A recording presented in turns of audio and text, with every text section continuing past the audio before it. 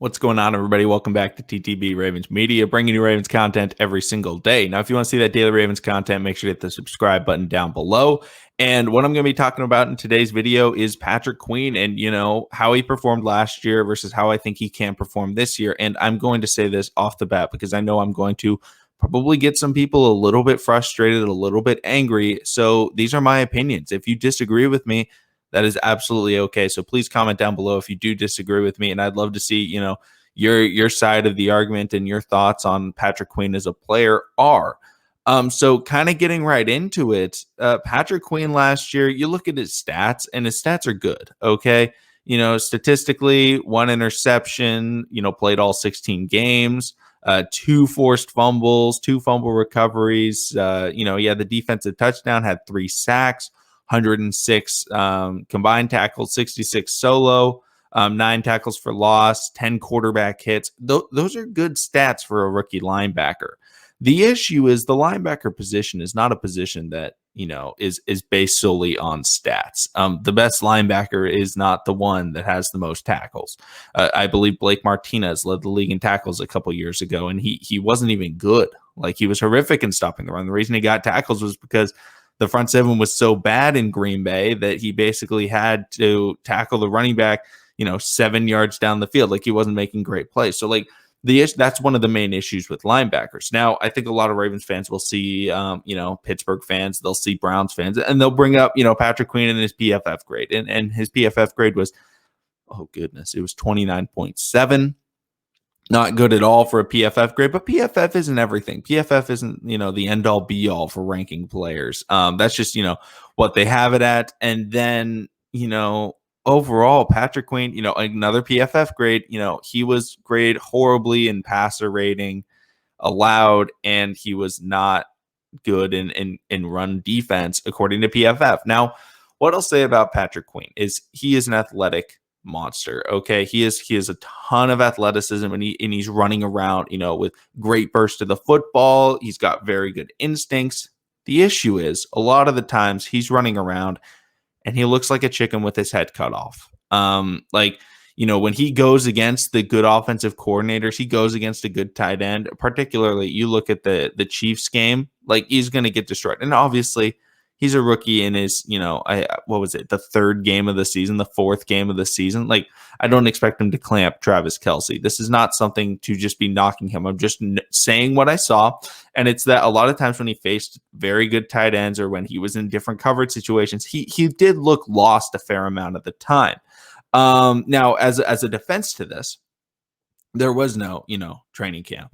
There was no, rookie mini camp. It was just kind of show up and go.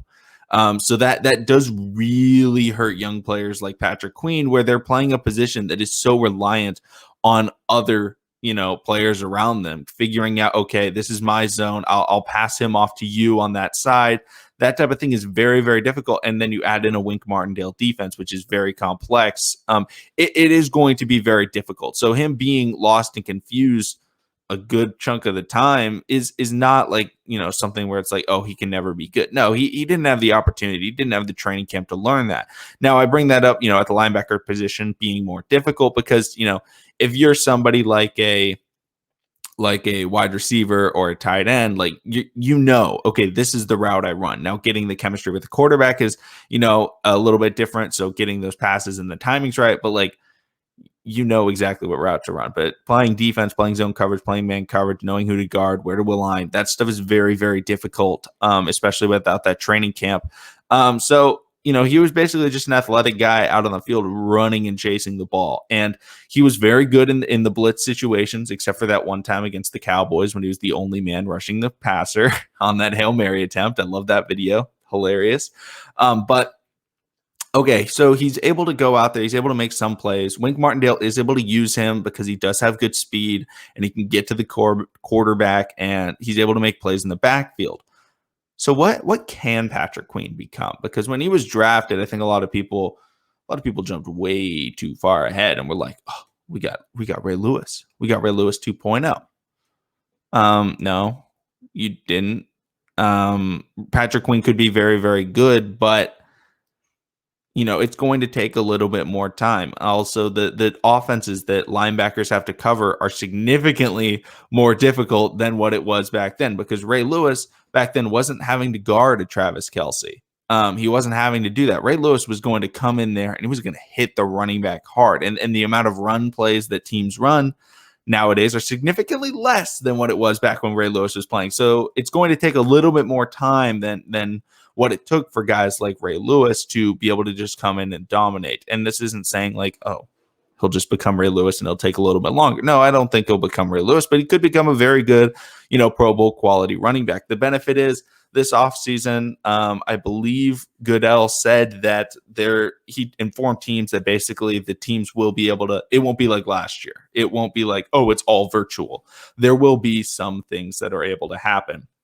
And obviously he already has 1 year of the defense under his belt. So he already has that, that small understanding, and that's going to really help him, moving forward in this next season. But like, it doesn't help him also that the linebacker next to him is Malik Harrison, another rookie, which is very, very difficult. And obviously we did bring back LJ Fort. Great. I love that signing.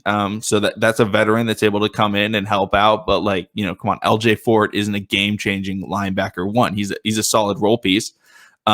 He's able to help out, but him being able to step in and become linebacker one for the Ravens it was a very difficult position for him to be in. That is one of the hardest positions to be drafted into, not have training camp, and then walk in, and then having to start from day one. That's just, it's almost cruel that they had him do that.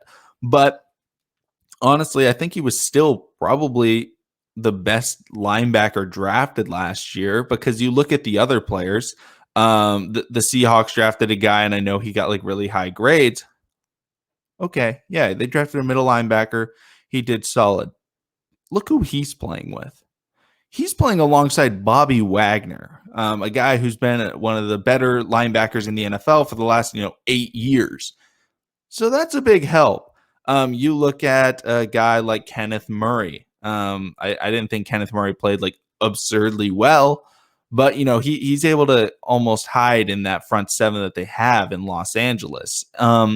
Whereas Patrick Queen was like the guy. He was the only guy on that team, or on the Ravens, in that front seven. In terms of, leadership and things like that, he had to be the number one option.